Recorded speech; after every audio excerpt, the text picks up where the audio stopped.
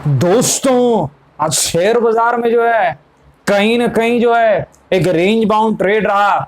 ऊपरी स्तर पर जो हमारा रेजिस्टेंस लेवल था, एक बिकवाली देखी गई। मैंने आपको अपडेट भी कर दिया था टेलीग्राम पर, मॉर्निंग में ही जो है लेवल्स बता दिए थे। तो मार्केट ने जो है एक दायरे में काम किया। कहीं ना कहीं जो है मार्केट एक बड़ी मूव को डाइजेस्ट कर रहा है। इतनी बड़ी जो मूव पिछले 2 दिनों में आई है, तो मार्केट कहीं ना कहीं जो है स्टेबल हो रहा है अपनी अगली चाल के लिए। तो इस वीडियो में जो है चर्चा करेंगे आपके जो काफी प्रश्न है शेयर्स को लेकर के। तो दोस्तों, स्वागत है आपका आपके अपने चैनल टीके मनी में। मेरा नाम है Tribhuvan, NSM certified in equity derivatives में। दोस्तों, चर्चा की शुरुआत करते हैं। दोस्तों, यहाँ पर जो है काफी सवाल आप लोगों के आ रहे हैं। एक चीज मैं बता दूं, जो नए लोग आए हैं वो पहले टेलीग्राम चैनल पर आ सकते हैं। वो टीके मनी सर्च करेंगे वहां पर, और आप जो है टेलीग्राम पर जैसे ही टीके मनी सर्च करेंगे, कुछ 2300 के आसपास हमारे मित्र वहां पर मौजूद हैं, हमारे जो मेंबर्स वहां पर मौजूद हैं। आप चाहें तो आप आ सकते हैं टीके मनी चैनल पर जो है टेलीग्राम पे सर्च करके। दोस्तों, यहाँ पर जो है डिस्कशन की जो है शुरुआत करते हैं। देखिए, मार्केट में जो है काफी हलचल है। आईपीओस भी आ रहे हैं लगातार, जो है आप लोग अप्लाई भी कर रहे हैं। कुछ लोगों को मिल रहा है आईपीओ, लॉटरी लग रही है। कुछ लोगों को नहीं मिल रहा है, वो उदास हैं। कुछ क्या, बहुत लोगों को नहीं मिल रहा है। तो कहीं ना कहीं दोस्तों, यहाँ पर जो आपके प्रश्न थे काफी आईपीओ को भी लेकर के। देखो, मैं आईपीओ को ज्यादा ट्रैक नहीं करता, इसलिए जो है इस बारे में मैं ज्यादा जो है वीडियोस नहीं बनाता या एनालिसिस नहीं करता। पर एक चीज मैं आपको बता दूं, थोड़ा ध्यान दीजिएगा। देखिए, मार्केट जब बुल मार्केट चल रहा है ओवरऑल, तो मार्केट में जितने भी आईपीओ आएंगे 75 to 90% आईपीओ पैसा बना करके देते हैं आपको। कुछ फंडामेंटल और ये सारी चीजें आप छोड़ दीजिए, आप सिर्फ ग्रे मार्केट का प्रीमियम एक बार देख लीजिए। मैंने जो देखा है, ग्रे मार्केट में अगर अच्छा प्रीमियम चल रहा है, तकरीबन जो है 90% टाइम जो है अच्छा लिस्टिंग गेन आपको देखने को मिलता है। एक ही चांस है जब आपको नहीं मिलेगा मुनाफा, जो एसबीआई कार्ड के साथ हुआ, जो वैसे स्टॉक्स के साथ होता है, जो बेचारे बुरे वक्त में लिस्ट हो जाते हैं। इसका मतलब क्या है? देखिए, कोई भी कंपनी आईपीओ तभी जाएगी जब बाजार में लिक्विडिटी है, जब इन्वेस्टर्स तैयार हैं आईपीओ में पैसा लगाने के लिए। ओवर सब्सक्रिप्शन 100 गुना 200 गुना हो रहा है। लेकिन होता क्या है, अक्सर मान लीजिए कोई कंपनी ने आईपीओ लाया और मार्केट ने यू टर्न ले लिया और बेयर मार्केट स्टार्ट हो गया, लिक्विडिटी चली गई, लोगों को पैसे चाहिए। उस वक्त क्या होगा? आपने मान लीजिए अगर लगा दिया, तो होता क्या है, कितनी भी अच्छी आईपीओ क्यों ना हो, कितनी भी अच्छी क्यों ना हो, आपको डिस्काउंट में मिलेगी। वो जो है लिस्टिंग गेन आपको नहीं मिलते हैं। नहीं तो अक्सर 90% आईपीओ में मिल ही जाते हैं। आप बस ग्रे मार्केट का प्रीमियम देखिए, नहीं तो एनालिसिस की भी काफी लोग वीडियो डालते हैं, आप वो चीजें भी देख सकते हैं, उन लोगों से सीख सकते हैं।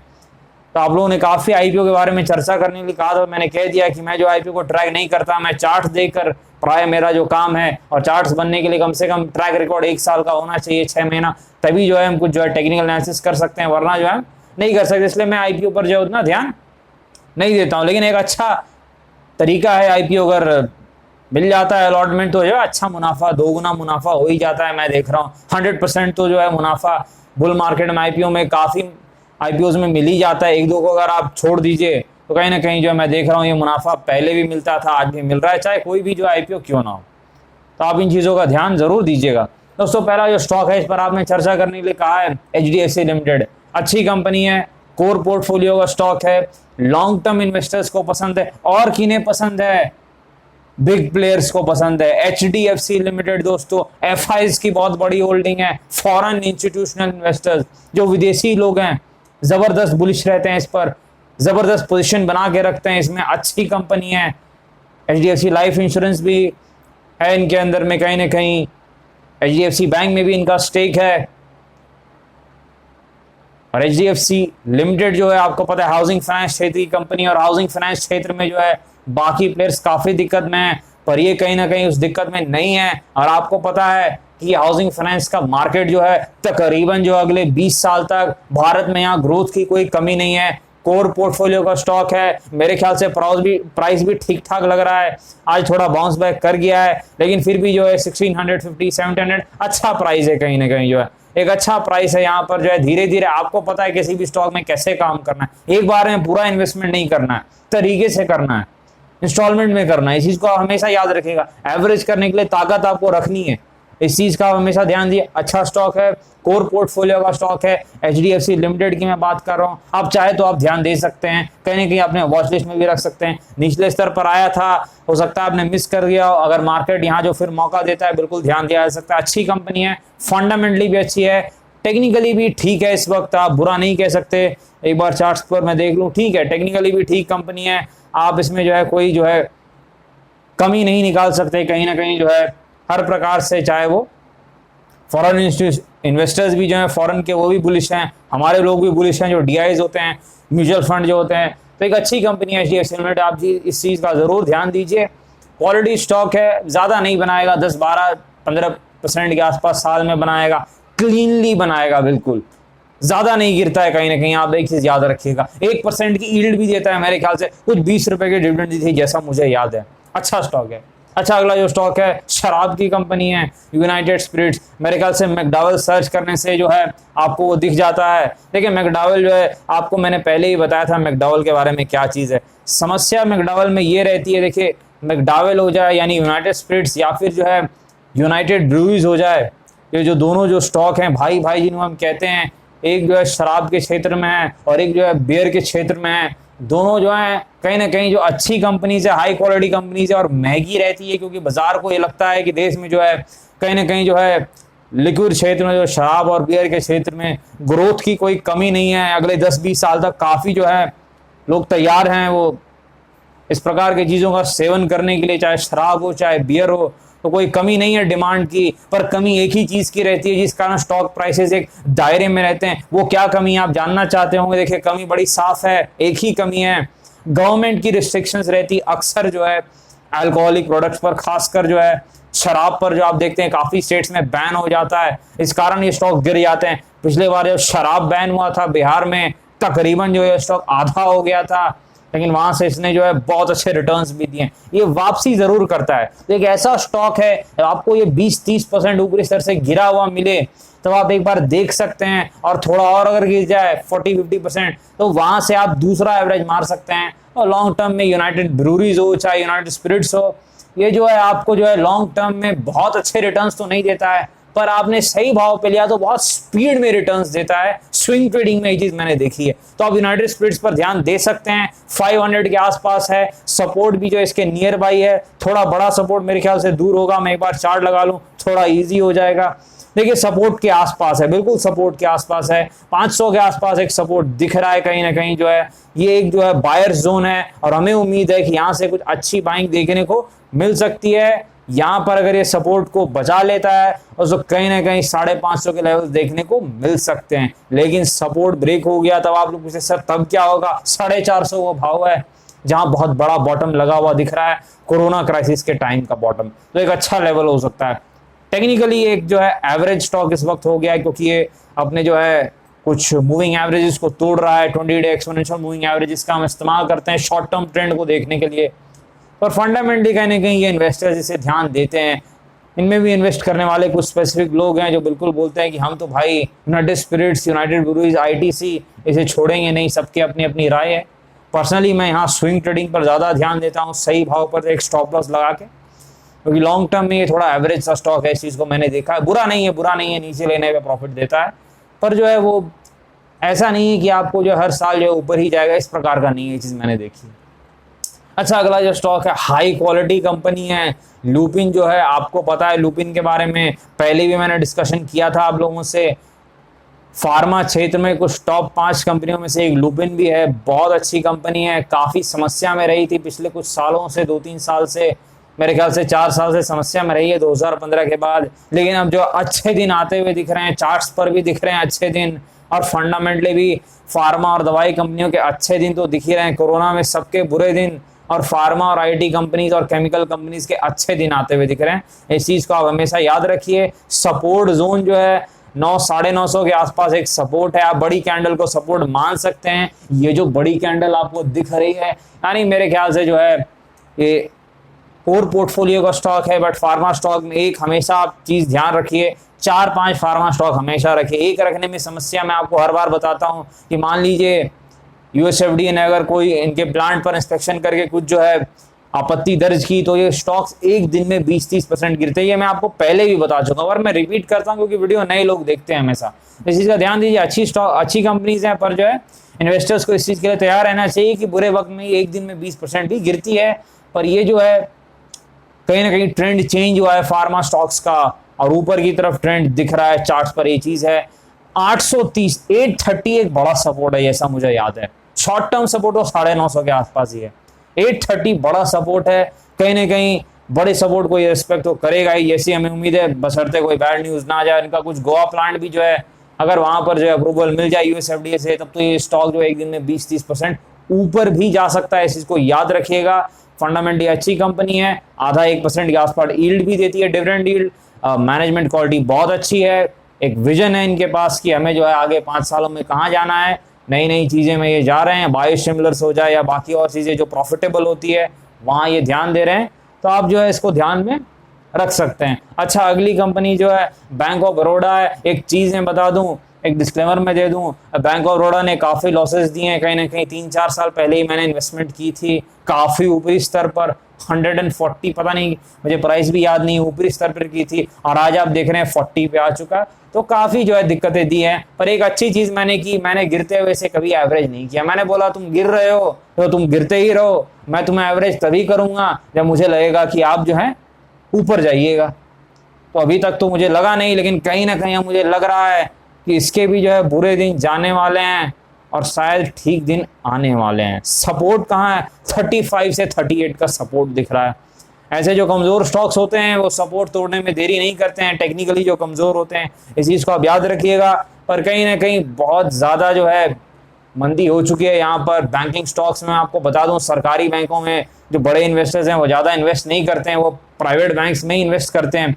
लेकिन जो है बैंक ऑफ बड़ौदा और स्टेट बैंक, ये दो ऐसे बैंक है जो मैंने देखा है पर्सनली कि जो विदेशी प्लेयर्स हैं, जो एफआईज हैं, वो भी इन्वेस्टमेंट करते हैं, एसबीआई और बैंक ऑफ बड़ौदा। तो कहीं ना कहीं जो है बैंक ऑफ बड़ौदा जो है मेरे ख्याल से अगर एक साल ध्यान दिया जाए तो वो अच्छा प्रदर्शन कर सकता है जैसी मुझे उम्मीद है। और जिस वक्त मुझे लगेगा कि ये घूमने वाला है, मैं यहाँ पर जो है टेक्निकली जहाँ जैसे ही मुझे लगेगा कि अच्छे दिन आ सकते हैं चार्ट्स पर, तो कहीं ना कहीं मैं प्रयास करूंगा कि यहाँ पर जो है फंड्स ऐड कर दूं ताकि जो है कुछ मदद मिल जाए। काफ़ी लॉस में है दोस्तों कहीं ना कहीं, बट मैंने जो है एवरेज नहीं किया, इस कारण जो है मुझे ज़्यादा पैनिक नहीं हुआ। मैंने जो है छोड़ दिया था ऐसे गिरने के लिए, उस कारण मुझे कुछ फायदा भी हुआ है कहीं ना कहीं। अगर मैं एवरेज करता 140 से गिरा, मान लीजिए 100 पे करता तो और दिक्कतें हो सकती है, फिर 80 पे करता और गिर गया तो और दिक्कतें हो सकती है। पर जो है वहां से हम बस एक सीख भी आपको मिल सकती है, जब एक स्टॉक टेक्निकली वीक हो जाए तो जब तक आपको नहीं लगता है कि मजबूती दिख रही है तब तक आप जो है थोड़ा एवरेज करने से रुक भी सकते हैं, क्योंकि टेक्निकली वीक स्टॉक्स कब तक वीक रहते हैं ये पता नहीं, जब तक कुछ अच्छी खबरें ना आ जाए या चीजें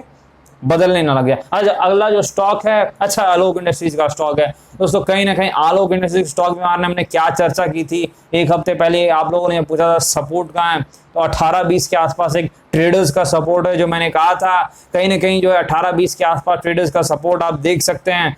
यहाँ पर जो है 18-20 के बीच में जो ट्रेडर्स का सपोर्ट है, कहीं ना कहीं इसके आसपास ये आ रहा है। आज का प्राइस एक्शन अगर हम देखें यहाँ पर जो है, तो कहीं ना कहीं जो है स्टॉक ने प्रयास जरूर किया था एक अच्छी वापसी का, लेकिन आप देख सकते हैं कहीं ना कहीं जो है 11:30-12 बजे के आसपास मुझे लगता है फिर से लोअर सर्किट लग गया। यहाँ पर जो है एक अच्छी चीज आज देखने को मिली है जो मैं आपको टेक्निकली बता दूं कि जो लोअर सर्किट लगा है स्टॉक में, कहीं ना कहीं मुझे उतने वॉल्यूम्स नहीं दिखे हैं। 1.4 करोड़ के आसपास के वॉल्यूम है, 1.4 करोड़, और जो एवरेज वॉल्यूम चल रहा है वो 4.5 करोड़ के आसपास है, यानी आप 5 करोड़ का एवरेज वॉल्यूम ले सकते हैं। इससे पहले जितनी बार जो है लोअर सर्किट या जो है मंदी हुई है, जो नेगेटिविटी हुई है, इसका मतलब एक चीज साफ दिख रहा है, जो भी बेचने वाले हैं, जो बेयर्स हैं, जो मंदी कर रहे हैं, जो प्रॉफिट बुक कर रहे हैं नीचे वाले लोग, या जो ऊपर वाले लोग लॉस बुक कर रहे हैं, जो भी चीजें कर रहे हैं, कहीं ना कहीं जो है मंदी करने वालों की ताकत मुझे कम होती हुई दिख रही है चार्ट्स पर। और मैंने आप लोग से कहा भी था टर्न अराउंड कहीं ना शॉर्ट टर्म में जो है नजदीक दिख रहा है चार्ट्स पर, क्योंकि यहाँ पर जो है देखिए अगर एक सपोर्ट के आसपास वॉल्यूम कम होने लग जाए तो ये ठीक माना जाता है। अगर और थोड़े कम हो जाए वॉल्यूम तो कहीं ना कहीं और अच्छा माना जाए, क्योंकि आज ट्रेडिंग हुई है, ऐसा नहीं है कि सिर्फ जो है लोअर सर्किट में खुल गया था, आज ट्रेडिंग हुई है। यानी जिसे भी जो भी एक्शन लेना था वो करने का चांस मिला है, वो करने का मौका मिला है, उसके बावजूद जो है यहाँ पर जो है वॉल्यूम उतने ज्यादा नहीं हुए हैं। इसका मतलब बड़ा साफ है कि कहीं ना कहीं एक शॉर्ट टर्म में जो स्टॉक है वो ट्रेडर्स के जो सपोर्ट के आसपास प्रयास कर रहा है, एक जो शॉर्ट टर्म बनाने का, एक बॉटम फॉर्मेशन के प्रयास में लगा हुआ है। वो बॉटम फॉर्मेशन के लिए क्या चाहिए? Price action with volume.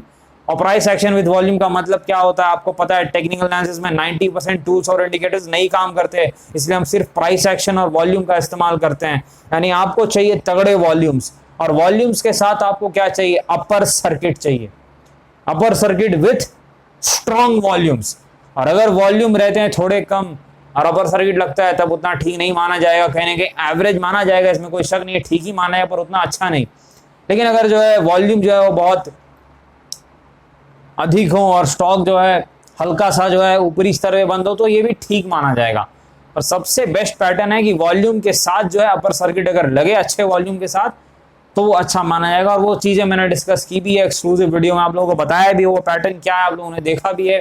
तो अगर जो है यहाँ पर जो है वॉल्यूम दिखते हैं, क्योंकि अब ट्रेडर्स के सपोर्ट के आसपास आ चुका है, मैंने टेलीग्राम चैनल पर चर्चा भी की थी, तो 1820 का जो ट्रेडर्स का सपोर्ट है वहां पर ये आ चुका है। और यहाँ पर वॉल्यूम कम होना ये संकेत जरूर दिखा रहा है कि कहीं ना कहीं जो एक शॉर्ट टर्म की गिरावट कहीं ना कहीं थमने वाली है। और टेक्निकली जो अब ये वीक चल रहा है शॉर्ट टर्म में, कहीं ना कहीं ये प्रयास करने वाला है कि टेक्निकली जो है अपनी चाल को थोड़ा जो है ऊपर की तरफ बदले। इस चीज का आप ध्यान दीजिएगा, क्योंकि कहीं ना कहीं वॉल्यूम जब कम होते हैं और सपोर्ट के आसपास तो थोड़ा ठीक माना जाता है, लेकिन थोड़े अगर और कम वॉल्यूम हो तो ज्यादा अच्छा रहेगा। और कहीं ना कहीं हमें देखना होगा ट्रेडर्स का सपोर्ट अगर बचता है तो फिर आपको 25-26 के लेवल फिर ऊपर में देखने को मिल सकते हैं। ट्रेडर्स का सपोर्ट अगर बच जाता है तो आप याद रखिएगा 25-26 के आसपास जो सपोर्ट अब रेजिस्टेंस बन गया है वहां पर ये जा सकता है। तो इस चीज का ध्यान रखिएगा आलोक इंडस्ट्रीज के बारे में।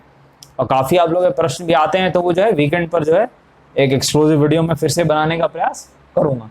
दोस्तों हीरो मोटोकॉर्प आपको पता है कैसी कंपनी है, फंडामेंटली बहुत ही अच्छी कंपनी है, अच्छा यील्ड भी अच्छा देती है, 4% के आसपास की डिविडेंड यील्ड देती है।